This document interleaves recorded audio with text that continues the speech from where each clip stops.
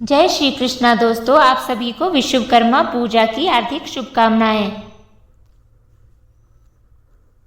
दोस्तों, हिंदू धर्म में मानव विकास को धार्मिक व्यवस्था के रूप में जीवन से जोड़ने के लिए विभिन्न अवतारों का विधान मिलता है। इन्हीं अवतारों में से एक भगवान विश्वकर्मा को दुनिया का पहला इंजीनियर माना गया है। इसका मतलब यह है कि पूरी दुनिया का ढांचा उन्होंने ही तैयार किया था। वह ही सृष्टि के प्रथम आविष्कारक थे। क्या आपको पता है क्यों की जाती है विश्वकर्मा पूजा और भगवान विश्वकर्मा की उत्पत्ति कैसे हुई थी? चलिए जानते हैं भगवान विश्वकर्मा से जुड़ी सभी प्रश्नों को। पौराणिक कथा के अनुसार सृष्टि को संवारने की जिम्मेदारी ब्रह्मा जी ने भगवान विश्वकर्मा को सौंपी थी। ब्रह्मा जी को अपने वंशज और भगवान विश्वकर्मा की कला पर पूर्ण विश्वास था।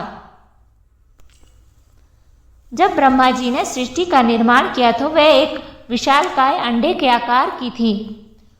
उस अंडे से ही सृष्टि की उत्पत्ति हुई। कहते हैं कि बाद में ब्रह्मा जी ने इसे शेषनाग के शेष पर रख दिया, परंतु शेषनाग कहलने से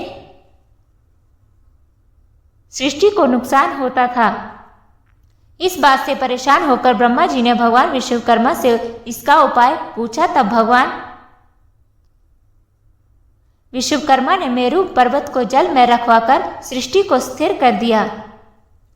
भगवान विश्वकर्मा की निर्माण क्षमता और शिल्पकला से ब्रह्मा जी बेहद प्रभावित हुए।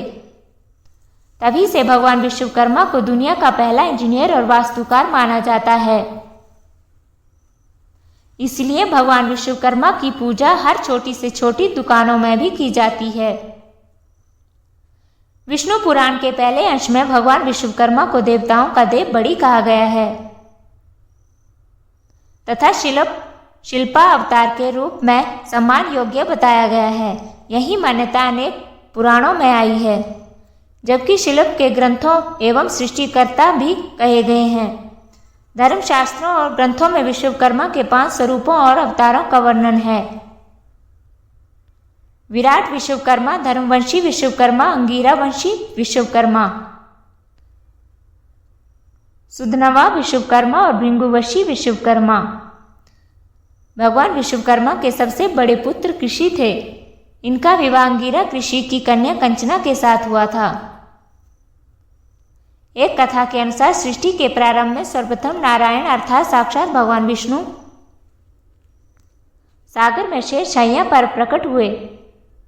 उनके नाभि कमल से चतुर्मुख ब्रह्मा दृष्टि गोचर हो रहे थे। ब्रह्मा के पुत्र धर्म तथा धर्म के पुत्र वासुदेव हुए। कहा जाता है कि धर्म की वस्तु नामक स्त्री से उत्पन्न वास्तु 7वें पुत्र थे, जो शिल्पा शास्त्र के अधिप्रवर्तक थे।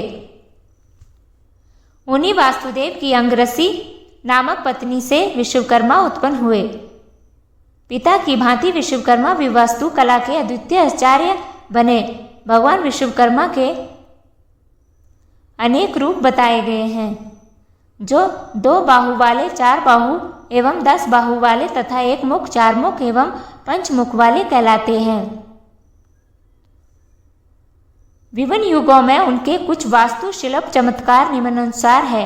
शनि युग में स्वर्ग, त्रेता युग में सोने की लंका, द्वापर युग में द्वारका शहर,